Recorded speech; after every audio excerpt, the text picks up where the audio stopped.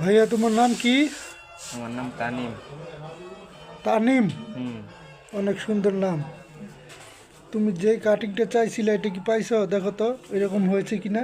জি, হয়েছে। তুমি ফোন থেকে কোন কাটিংটা দেখাইছিলে একটু দেখাইবা? আমার ফোনে এই যে এটা ছিল।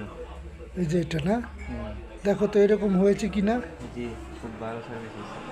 ওকে, ধন্যবাদ। আবার আসবো, ঠিক আছে? আচ্ছা, ঠিক আছে। ওকে।